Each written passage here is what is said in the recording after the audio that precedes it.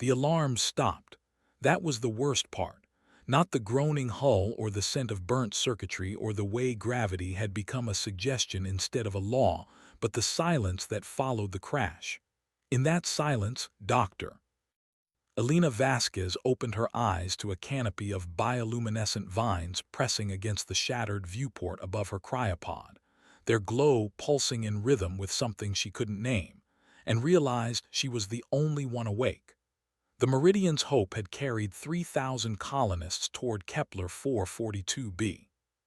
It had been humanity's largest single-launch colony effort, a generation's worth of hope compressed into titanium and carbon fiber. Elena had signed on as the chief agronomist, tasked with converting alien soil into farmland, turning barren rock into bread.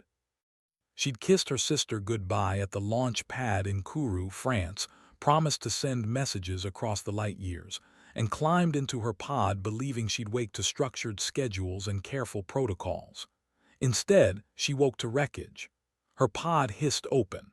The air tasted wrong. Not poison, not exactly, but heavy with mineral tang and a sweetness that made her teeth ache.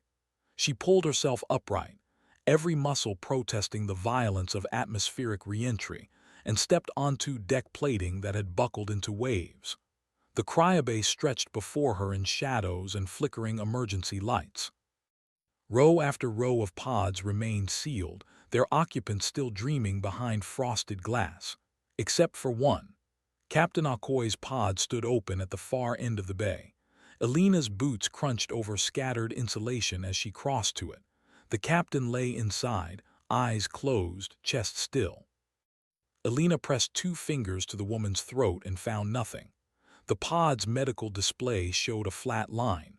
Cardiac arrest during revival.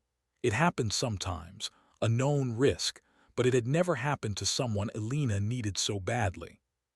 Captain Akoi had been their anchor, the woman who drilled them on emergency protocols until they could recite them in their sleep. Now she was gone and the protocols with her. Elena stood in the silence and made herself breathe. 5 counts in, 7 counts out. A technique her mother had taught her during panic attacks in medical school. She was 34 years old. She had 3 PhDs and 2 master's degrees. She had once coaxed tomatoes from Martian regolith in a lab outside Pasadena. She could do this. She had to do this. The ship's layout came back to her in fragments as she moved through the wreckage. The cryobay occupied the Meridian's central spine. Surrounding it in concentric rings were the hydroponic gardens, the gene banks, the workshops, the medical bay. She found the ladder to the command deck and climbed it, hand over hand, until she reached the captain's ready room. The door had been torn halfway off its track. She squeezed through. The viewport dominated the far wall, a panorama of alien jungle that made her breath catch. Trees rose in spirals, their bark gleaming like wet obsidian, their leaves layered in translucent sheets that caught the light and split it into colors she had no names for. Vines thick as her torso coiled between the trunks, draped in flowers that opened and closed like breathing lungs. The canopy stretched to the horizon in every direction, broken only by the scar the Meridian had carved through it, a trail of torn earth and shattered trees that disappeared into mist. The planet was eating the ship. She could see it happening in real time. Fungal growths had already claimed the outer hull, spreading in geometric patterns that pulsed with faint light. Roots pushed through seams in the plating, questing fingers seeking purchase. This world was hungry, and it didn't distinguish between metal and meat. Elena found the command console and coaxed it to life. Most systems were dead or dying. Life support showed red across all sectors. The reactor had scrammed during the crash, its fuel rods locked in emergency shutdown. The water reclamation system was offline. The atmospheric processors were offline. The communication array was offline. They had emergency batteries good for maybe 72 hours and then the Meridian would go dark. She pulled up the roster. 3,000 names scrolled past. Engineers, doctors, teachers, farmers, families, children, all of them sleeping, trusting that someone would wake them when it was safe. Elena's finger hovered over the manual revival sequence. She could wake them now, distribute the crisis across 3,000 pairs of hands, but she'd seen the life support numbers. The ship couldn't sustain 3,000 people anymore. It could barely sustain one. So she made a choice that would define everything that followed. She would wake no one until she'd made it safe to do so. She would give them a world worth waking to, or she would die trying. The first thing she needed was food. The ship's stores were in the lower cargo hold, buried under 30 meters of wreckage and alien growth.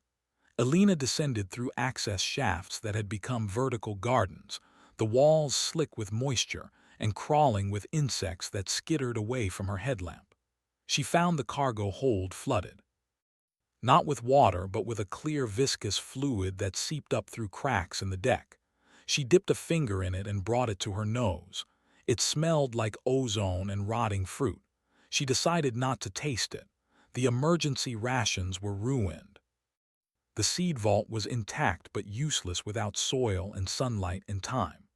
Elena stood in the flooded hold and felt the weight of 3,000 lives pressing down on her shoulders. Then she looked up through the torn hull at the jungle beyond and thought, if the ship won't feed us, the planet will have to. She'd brought a toolkit from the ready room, basic equipment salvaged from an engineer's locker. She added to it as she moved back through the ship, a machete from the botany lab, a water filtration straw from the survival gear, a lightweight tarp, a length of climbing rope. She packed it all into an expedition backpack and slung it over her shoulders. Then she unsealed the main airlock and stepped out into the alien world. The jungle hit her like a wall of sound, buzzing, clicking, calls that rose and fell in waves. The air was thick enough to chew, saturated with moisture that beaded on her skin and soaked through her jumpsuit in seconds. The temperature hovered around 35 Celsius. The gravity felt slightly heavier than Earth standard, enough to make her knees ache. And the light was wrong. Two suns hung in the sky, one bright and yellow, one smaller and orange, casting double shadows that shifted as she moved. Elena consulted the geological survey data she downloaded to her wrist display. The meridian had crashed on the western continent of an Earth-sized world the survey team had designated KX 7719. The planet had been flagged as potentially habitable, pending further analysis. That analysis would never come. They were the analysis now. She started walking. The jungle floor was a tangle of roots and decomposing matter that squelched under her boots. Insects the size of her thumb crawled over everything, their carapaces iridescent in the double sunlight. She gave them a wide berth and kept moving. The survey data indicated a freshwater source 3 kilometers northwest. She needed water before anything else. The jungle resisted her. Vines snagged her pack. Thorns caught her sleeves. Twice she had to backtrack when the undergrowth grew too dense to pass.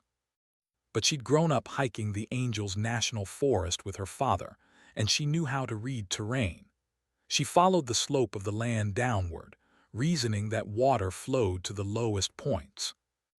After an hour of steady walking, she heard it, a sound like distant thunder that resolved into the roar of falling water. The river cut through the jungle in a ribbon of silver, 50 meters wide and moving fast. A waterfall upstream fed it, cascading down a cliff face covered in moss that glowed faint blue. Elena knelt at the riverbank and filled her water bottle through the filtration straw. The water tasted clean, mineral-rich but clean. She drank until her stomach ached, then filled the bottle again and added purification tablets as backup, movement in her peripheral vision. She turned slowly, hand on the machete. Something large moved through the undergrowth on the far bank. She caught glimpses of it between the trees. 4 legs. Scaled hide, a crest of spines running down its back. It lowered its head to drink, and Elena saw teeth like curved daggers, an apex predator. She backed away carefully, keeping her eyes on it until the jungle swallowed it from view. That night she climbed. The Meridian's hull offered the only defensible shelter within reach, so she returned to it and found a maintenance alcove halfway up the port side, 20 meters above the jungle floor. She strung the tarp across the opening to keep out the rain that started around sunset, a warm deluge that drummed on the hull and turned the jungle into a watercolor painting. She ate an emergency ration bar she'd found in a survival locker and tried not to think about the fact that it was one of only 47 left in the entire ship. The jungle sang at night. Calls and responses echoed through the canopy, some high and trilling, others deep enough to vibrate in her chest. Bioluminescence transformed the darkness into a galaxy of moving lights. Elena watched it from her alcove and felt the loneliness settle over her like a physical weight. She was alone on an alien world with 3,000 people depending on her, and she had no idea if she was strong enough to carry them. But she thought about her sister Anna, who'd fought cancer for 3 years and lost. She thought about the promise she'd made at Anna's bedside that she'd live enough for both of them. She thought about Captain Akoi, who died doing her duty. And she thought about all those sleeping faces in the cryobay, dreaming of a future that hadn't arrived yet. She owed them arrival. She owed them a chance.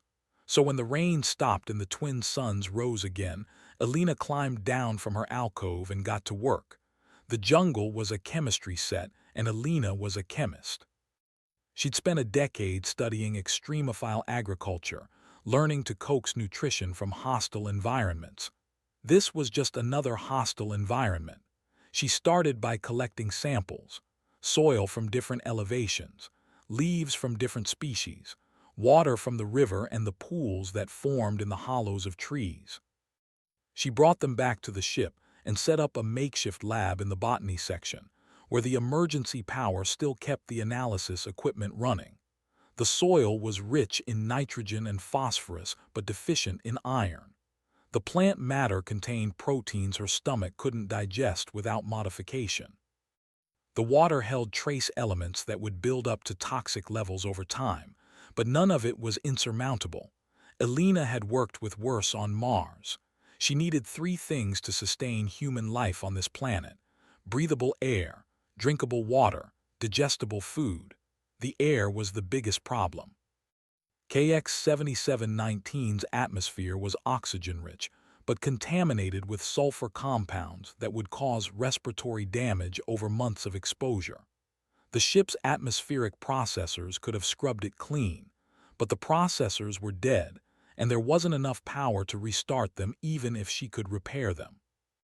So she went hunting for a biological solution. She spent 3 days cataloging the jungle's plant life, learning which species photosynthesized most aggressively, which ones filtered toxins from the air around them. She found a fern-like organism that grew in dense mats along the river, its fronds covered in tiny pores that opened and closed in response to air quality. She harvested samples and brought them back to the ship.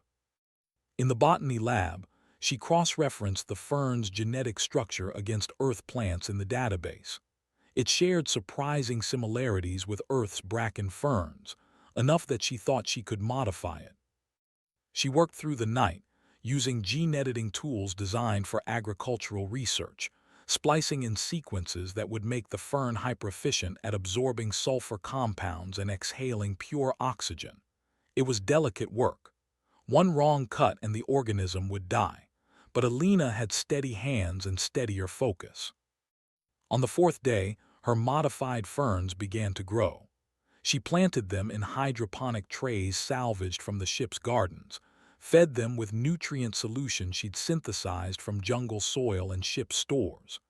They grew faster than any Earth plant, doubling in size every 12 hours. By the end of the week, they'd filled an entire section of the hydroponic bay, and the air in that section tasted clean. Elena stood among her ferns and allowed herself a moment of triumph. 1 problem solved. 2 to go. Water was easier. The river provided abundant fresh water, but carrying it back to the ship in bottles was unsustainable. She needed a pipeline. She found the materials in the ship's engineering stores. flexible tubing designed for coolant systems, portable pumps meant for waste reclamation. She hauled them to the river over the course of 2 days, making multiple trips through the jungle, learning its rhythms. She learned when the scaled predators hunted, dawn and dusk.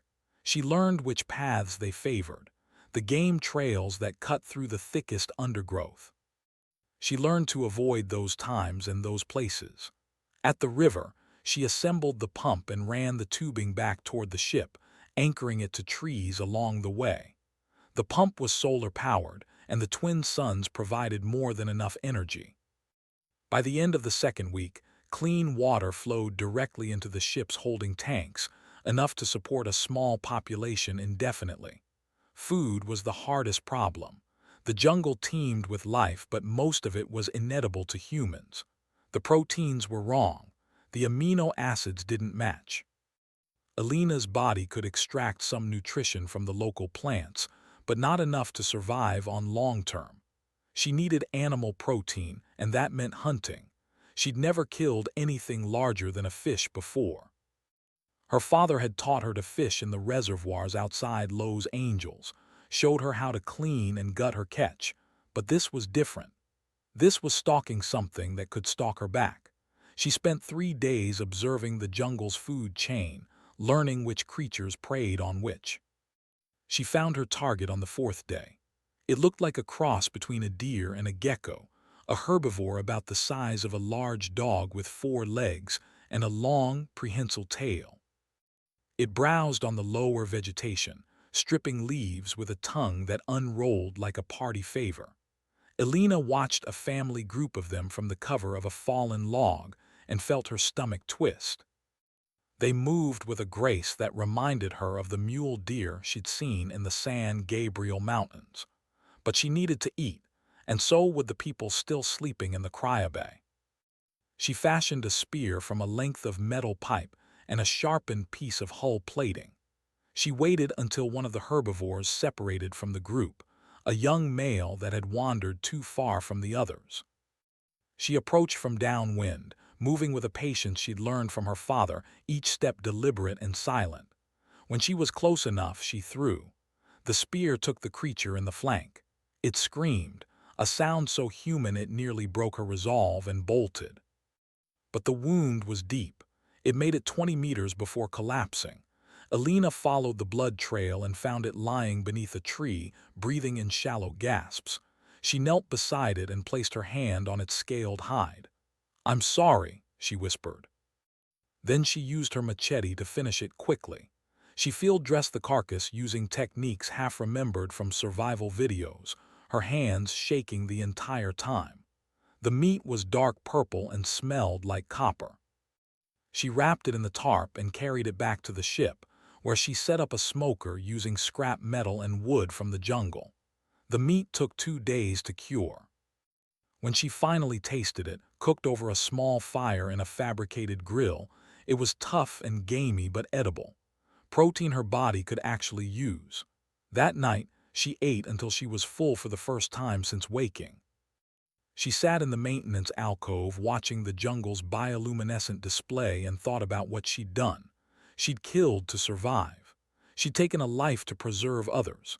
It felt significant in a way she couldn't articulate, a line crossed that couldn't be uncrossed, but she didn't regret it. Regret was a luxury for people who had choices. She had responsibilities. The 3rd week brought a crisis she hadn't anticipated. The fungal growth consuming the ship accelerated.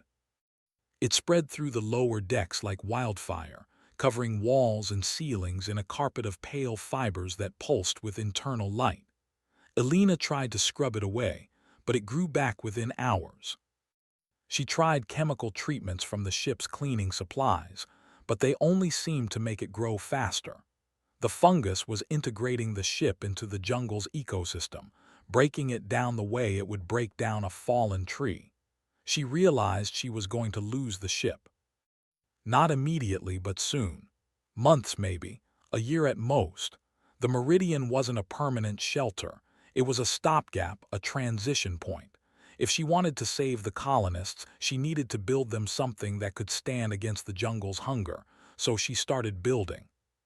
She chose a site 2 kilometers from the ship, on higher ground where the jungle thinned slightly and the bedrock came close to the surface. Good drainage. Defensible. Close enough to the river for water access but high enough to avoid flooding. She marked the perimeter with stakes cut from the obsidian-bark trees and began clearing. The work was brutal.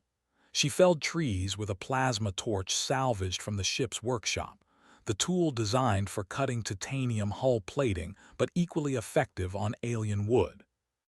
She dragged the logs into position using rope and pulleys and sheer stubbornness.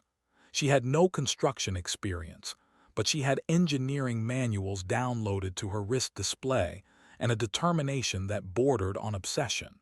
She built the first structure in a month. A longhouse design, 30 meters by 10, with walls of stacked logs sealed with a clay mixture she'd made from jungle soil and plant fibers. The roof was thatched with the translucent leaves she'd seen in the canopy, overlapped in layers that shed water while letting in diffused light. She installed a ventilation system using ducting from the ship, drawing fresh air through her modified ferns and exhausting it through vents in the roof. When she was done, she stood inside and marveled at what her hands had made. It was crude. It was rough. But it would keep people alive. She built a second longhouse beside the first, then a third. She dug a well and lined it with stones from the river, installing a hand pump she'd fabricated from ship parts. She built a smokehouse for preserving meat. She built a communal kitchen with a clay oven and a chimney. She built latrines over deep pits, downwind and downslope. She worked 16 hours a day, every day, stopping only to sleep and eat and maintain the systems keeping the cryopods operational. The settlement grew, slowly, incrementally. Each structure a small victory against the jungle's indifference. She named it in her head but never spoke the name aloud, as if speaking it might jinx the fragile reality she was constructing. She called it Haven, because that's what it needed to be. 3 months after the crash, Elena woke the first colonist. Not out of loneliness, though she felt that like a physical ache, but out of necessity. The work was too much for one person. She needed help and she needed someone she could trust. She chose carefully. Dr. Marcus Webb had been the ship's chief engineer, a quiet man from Birmingham who designed most of the Meridian's critical systems. His file showed a background in emergency response, time spent with doctors without borders rebuilding infrastructure in crisis zones. He had the skills she needed and, she hoped, the temperament to handle waking up to a world that had gone sideways. She prepared for days. She cleaned one of the longhouses until it gleamed. She stocked it with food and water. She wrote a briefing document explaining everything that had happened, everything she'd done, everything that still needed doing. Then she returned to the ship and initiated Marcus's revival sequence. He woke hard, gasping and flailing. Elena was ready. She caught his hands and held them gently, speaking in a low, calm voice. "Dr. Webb, Marcus, you're safe. I know this is disorienting. I know you're scared, but you're safe. I'm Elena Vasquez, chief agronomist. I'm going to explain everything, but first I need you to breathe with me." "Can you do that?" He focused on her face. Recognition flickered in his eyes. He'd attended her pre-launch briefings. He knew her name. He nodded and together they breathed. 5 counts in, 7 counts out. When his panic subsided, she helped him from the pod and wrapped him in a thermal blanket. Then she led him through the dying ship to the airlock and out into the jungle, and down the path she'd worn to Haven. Marcus stood in the center of the settlement and turned in a slow circle, taking it all in. The longhouses, the well, the garden she'd started with seeds from the ship's vault, growing in soil she'd spent weeks conditioning. When he finally spoke, his voice was hoarse. "You did this. All of this. I did what I had to," Elena said. "Now I need your help to do the rest." They worked together for a week before she told him about Captain Akoy. They were repairing the water pump, their hands slick with lubricant when she finally found the words. "I should have told you sooner. I didn't want you to panic. The captain didn't make it. Cardiac arrest during revival. I found her pod open when I woke up. She was already gone. Marcus was quiet for a long time, then he set down his wrench and looked at her. You've been carrying this alone for 3 months. Someone had to. No, he said gently. No one had to carry it alone. That's the point of a colony, we carry it together. Elena felt something crack inside her chest. She hadn't cried since the crash, couldn't afford to. But now, with someone else to share the weight, she felt tears burn hot down her cheeks. Marcus pulled her into a hug and she let herself break just a little bit, just enough to remember she was human. They woke the others gradually. 10 people a month, chosen for their skills and temperaments. Engineers to build infrastructure. Doctors to establish a clinic. Teachers to begin planning for the children still sleeping. Each revival was a risk. Each new person a potential complication. But it was also hope, spreading through the settlement like light through translucent leaves. The colony grew. They built more longhouses, expanding Haven's footprint into the jungle. They established a perimeter fence, not to keep the jungle out but to mark the boundaries of human space. They mapped the surrounding terrain, identifying resources and hazards. They cataloged hundreds of species, learning which could be eaten, which should be avoided, which might kill you if you touched them wrong. They learned to hunt in groups, bringing down the apex predators that had once terrified Elena. They learned to cook the strange meats and stranger vegetables the jungle provided. They learned to move through the jungle like it belonged to them, because increasingly it did. The planet was teaching them, and they were learning. 6 months after the crash, Elena stood on the roof of the main longhouse and watched the sun set. Both suns, sinking toward the horizon in tandem, painting the jungle in shades of gold and amber. The settlement sprawled below her. 60 people now, moving through their evening routines. Cooking. Talking, laughing, living. She'd given them this. She and Marcus and all the others who'd woken and chosen to build instead of despair. But there were still nearly 3,000 people asleep on the dying ship, and every day the fungus crept closer to the cryobay. They held a council meeting that night in the largest longhouse. 60 people packed into a space designed for 40, sitting on benches Elena had carved from obsidian bark wood. The agenda was simple but terrifying. How many more people could they sustain? How fast could they expand? And what happened when they ran out of time? Dr. Sarah Chen, a physician from Toronto, spoke first. We need to wake everyone. Now, the cryobay's power won't last another year. If we wait too long, we lose them all. We don't have the infrastructure, Marcus countered. 3,000 people need food, water, shelter, medical care. We can barely support 60. Then we build faster, Sarah said. We work harder, we'd kill them, Elena interrupted quietly. Everyone turned to look at her. She stood at the front of the room, backlit by the bioluminescent moss they'd cultivated as lighting. If we wake 3,000 people tomorrow, half of them starve within a month. The other half die of exposure or disease or one of 1,000 things we haven't figured out how to prevent yet. I won't do that to them. I won't wake them up just to watch them die.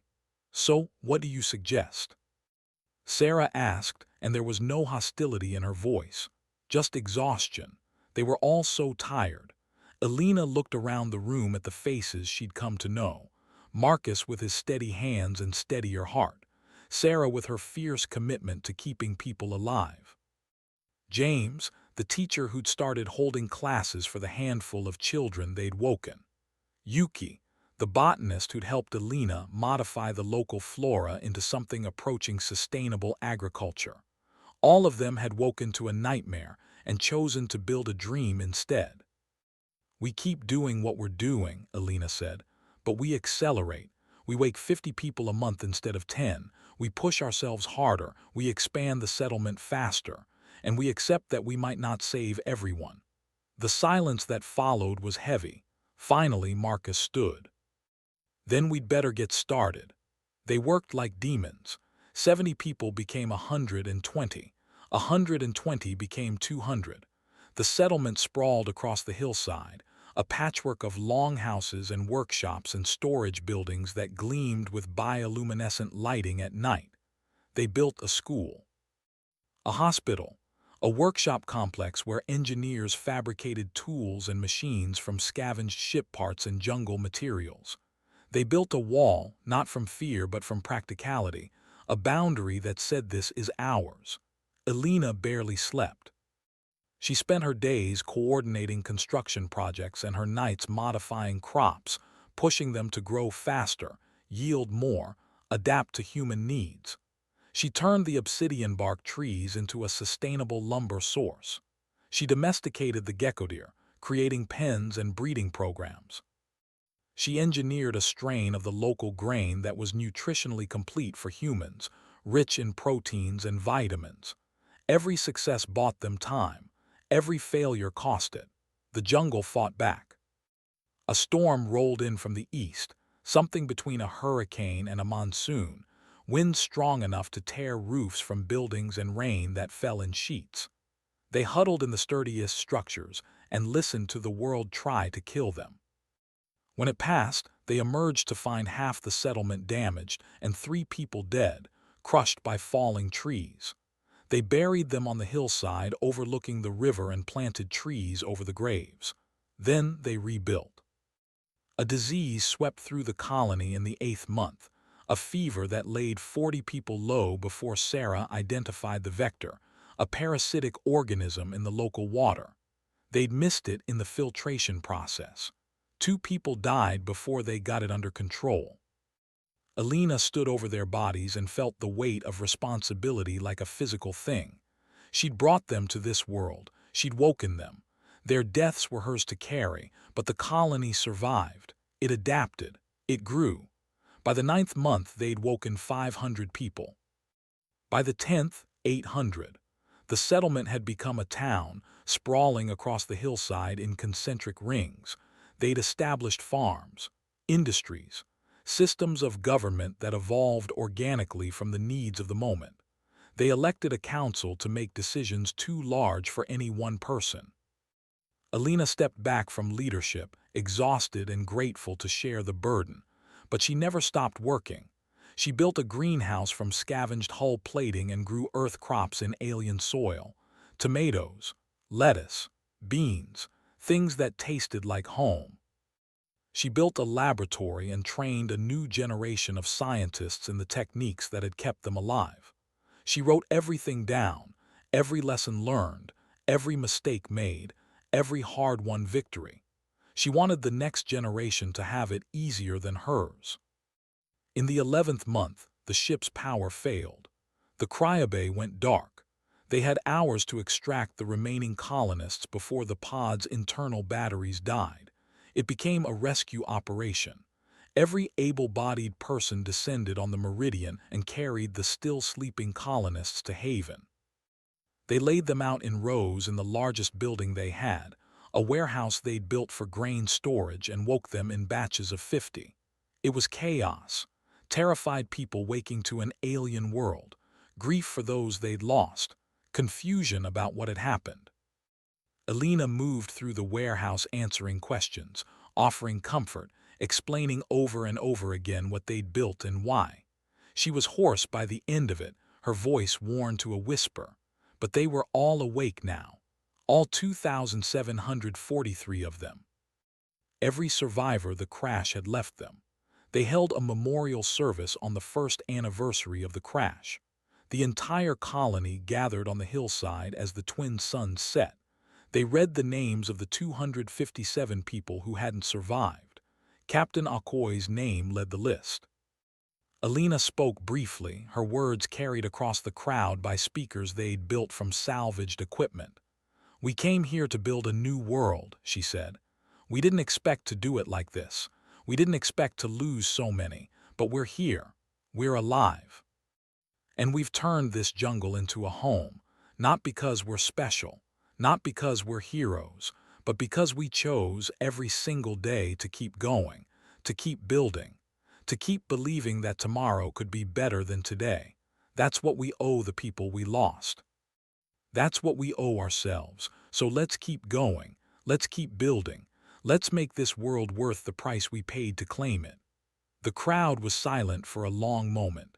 Then someone started clapping. The sound spread, growing into applause that echoed across the hillside. Elena stood at the podium and felt something she hadn't allowed herself to feel in a year. Pride. Not in herself, but in what they'd built together. That night, she climbed to her old spot on the ship's hull, now half consumed by fungus and vines. She sat in the maintenance alcove and looked out over Haven. It stretched below her in a grid of lights, bioluminescent moss and oil lamps and electric lights powered by the solar array they'd built on the hillside. Smoke rose from chimneys. Music drifted from the communal hall where someone had organized a dance. Children played in the streets between buildings, their laughter high and bright. She'd given them this. Not alone, never alone, but she'd started it. She'd been the first to wake, the first to build, the first to believe it was possible. And now, a year later, it was real. Marcus found her there an hour later. He climbed up into the alcove and sat beside her, their shoulders touching. They'd become close over the months, a partnership born of shared exhaustion and mutual respect. Something more than friendship but not quite romance. They hadn't had time for romance, but there was affection, understanding, a bone-deep knowledge of what the other had survived. "Sarah wants to expand the hospital," he said. "She's talking about a trauma center, advanced surgical facilities. She thinks we can do it." "We can do anything," Elena said. "We've proven that. The engineers want to rebuild the solar array, triple our power output. They have plans for manufacturing facilities, actual factories. Good. And James wants to start a university. He's serious. He's got curriculum proposals, degree programs." Elena laughed, the sound startling her. She couldn't remember the last time she'd laughed. A university, on an alien world, why not? Marcus smiled. Why not indeed? He was quiet for a moment, then said, "You did this, you gave us this. We did this. You started it, you kept going when anyone else would have given up. You saved us." Elena shook her head. "I gave us a chance. That's all. What we do with it is up to everyone." They sat in comfortable silence, watching the lights of Haven flicker against the jungle dark. Somewhere in the distance, one of the apex predators called, a sound that had once terrified Elena but now felt almost familiar. The jungle had become background noise, as constant and unremarkable as traffic on a freeway or the hum of air conditioning. They'd learned to live with it. They'd learned to thrive despite it. "What happens now?" Marcus asked. "What's next?" Elena thought about it, thought about the farms spreading across the hillside, the children growing up speaking a hybrid of Earth languages and made-up words for things that had no Earth names. The seeds they'd planted, literal and metaphorical, that would grow into something she couldn't predict. She thought about rescue missions that might never come, about the possibility that they were truly alone, that this world was all they'd ever have. And she realized she was okay with that. More than okay. "We build," she said simply. "We keep building. We turn this settlement into a city. We spread across the continent. We learn everything there is to know about this world and we make it ours, not by conquering it, by becoming part of it. By earning our place here. That's a big vision. It's a start." Marcus stood and offered her his hand. "Then let's get started." She took his hand and let him pull her to her feet.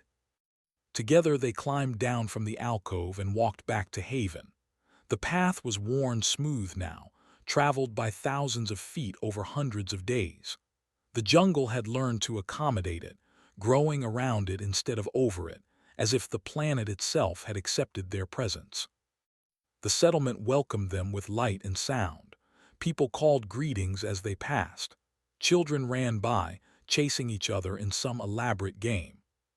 Someone was playing guitar in the communal hall, a song Elena recognized from Earth, adapted with new verses about jungle storms and double sunsets and the taste of gecko deer meat. Life continuing, life adapting, life flourishing. She'd woken up first. She'd turned the alien jungle into humanity's new home. But she hadn't done it alone, and she wouldn't face the future alone. They were colonists now, truly, not in the sterile corporate sense of the word, but in its oldest meaning. People planting roots in foreign soil. People choosing to stay. People building something permanent from something broken. Elena Vasquez walked through the streets of Haven and felt, for the first time since waking to disaster, something approaching peace. The jungle sang its nightly chorus around them. The twin moons rose in tandem, casting silver light across the settlement. And somewhere in the distance, on a hillside that overlooked it all, seeds they'd planted were taking root in alien soil, growing toward an uncertain but hopeful dawn.